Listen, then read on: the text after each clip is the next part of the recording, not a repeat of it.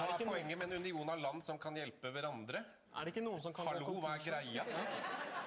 Ja, men dette kan bli spennende. Jan E. Hansen i Aftenposten mener at flere må bli servitører og drosjesjåfører. Ja takk, jeg lar meg gjerne både servere og kjøre, sa Jan E. Hansen.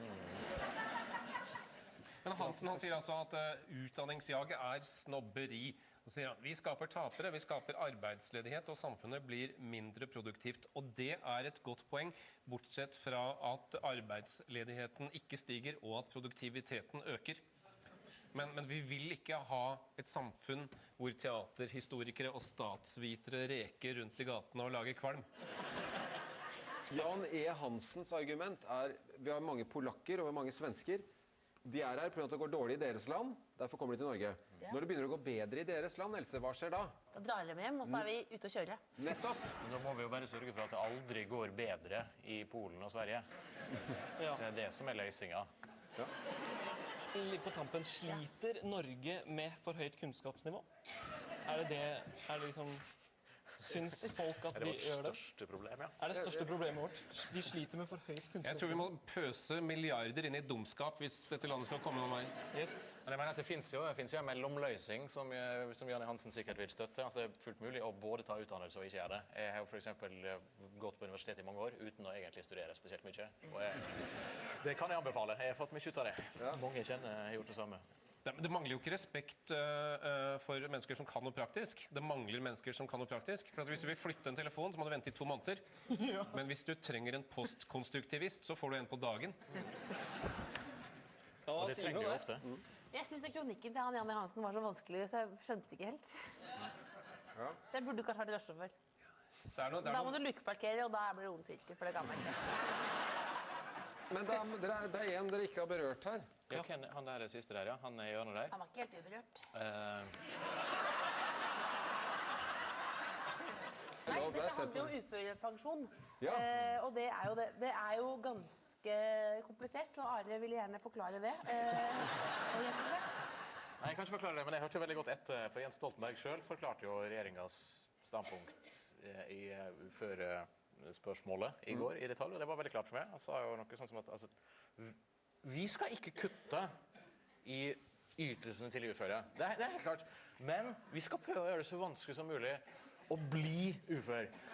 Og det er ikke alltid, for hvis noen likevel klarer å bli uføre, og hvis de klarer å være uføre så lenge at de til slutt blir pensjonister, da skal vi levealdersjustere pensjonen til de uføre i forhold til den pensjonsordningen som også gjelder for de som ikke er uføre. Men da må også de uføre få en kompensasjon for at de ikke kan stå i arbeid like lenge som de som da faktisk ikke er uføre og har den samme levealdersjusteringen som de som da er uføre. Dette er jo egentlig ikke vanskelig. Dette er ikke vanskelig i det hele tatt. Når du sier det sånn, så faller bitene på plass. Ja. Det er ellers så er det omvendt. Det er også mulig, jeg er ikke helt sikker.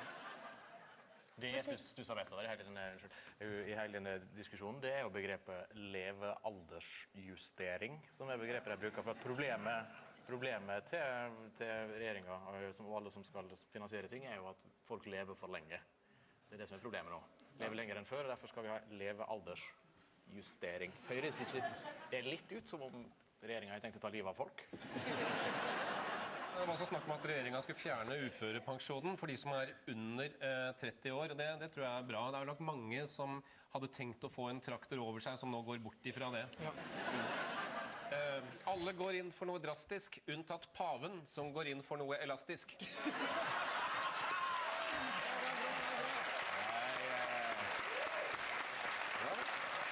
Hva med at alle har sitt eget land, utenom Jan? Så du vil at det skal rime? Jeg vil gjerne ha et rim. Det gjorde det. Ikke den til Didrik. Jo, alle har sitt eget land. Utenom Jan. Den stoppa der. Jan uten navn. Nei, det er ikke det. Tusen. Alle virker som de er helt i koma, unntatt Jan, som sitter og duner i Roma. Duneren. Jeg slapper av. Ungdomsuttrykk. Det er slang, Jon. Det er lidderlig fresht. Når alle er opptatt av arbeidsliv, bortsett fra paven, som kommer med et Initiativ! Nei, med et kondom. Initiativ! Kondom. Direktiv. Helt riktig. Det var ikke et direktiv. For at det skal rime, så må det være direktiv. Jan E. Hansen mener at nordmenn utdanner sine barn til akademisk ørkenvandring, studiegjeld og arbeidsledighet. Ja, du kan faktisk ta en master i det på BI. Da har jeg fått en melding om at Dagbladet og VG skal slutte å skrive om kulda og heller prioritere en annen sak. Mer om mildværet som er ventet i desember litt senere. Hva er vi på jakt etter her? Fallskjerm, truse, opera, søppel og kjeft. Jeg har truseopera. Hva er det for noe? Intimbarbereren fra Sevilla. Fallskjermopera? Hva er det for noe? Det er når noen hopper i fallskjerm, og så hører du sånn. Nei, det er ikke det. Søppelopera. Hva er det? Bosca. Hva sa du? Bosca. Det var bare meg som skjønte det. Og det er bare dårlig. Er det bare dårlig opera? Hva er det? Det er en operavits mellom dere. Ja, det er en sammensetning av ordet boss, som betyr søppel, og Du sa Bosca, ja. Tosca, som er en opera. Boss. Det er egentlig ganske morsomt. Det er sånn... Det er en interngreie. Jeg har flere sånne. Men hva med... Madame Søppelfly. Jeg har operatruse. Det blir mye opera her nå, men jeg har operatruse. Hva er det for noe? Jeg har brukt den mye selv.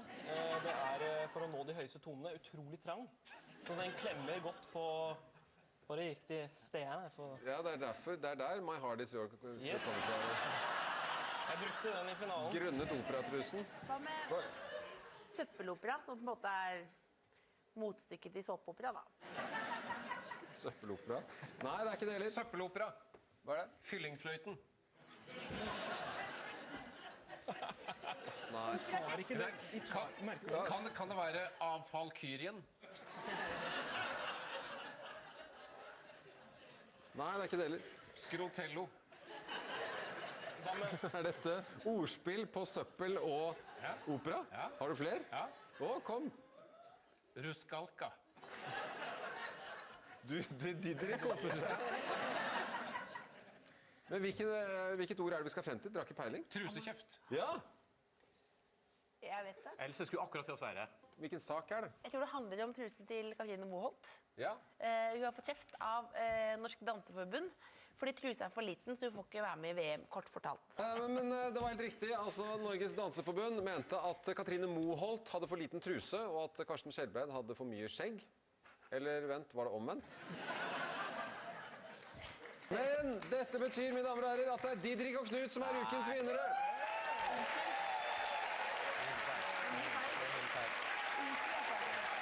De får en sekk med ved for å holde seg varme, mens Else og Are er ukens tapere og må nøye seg med en iskald klem av biskop Kvarme.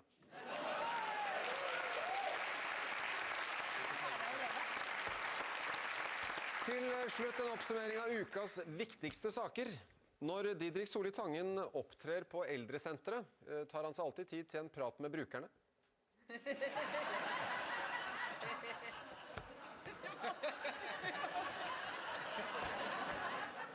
Fotballklubben Bodø-Glimt, som sliter kraftig økonomisk, får likevel nye drakter til neste år. En eldre kvinne fikk denne uken vite at det er mulig å testamentere pengene sine til politiske partier. Følger du med på nyhetene, eller tror du fortsatt at Red Bull er en drikk som gir deg energi? Gå inn på nrk.no og ta vår nyhetsquiz. Der finner du også klipp som ikke kom med i programmet. Ha en riktig god kveld!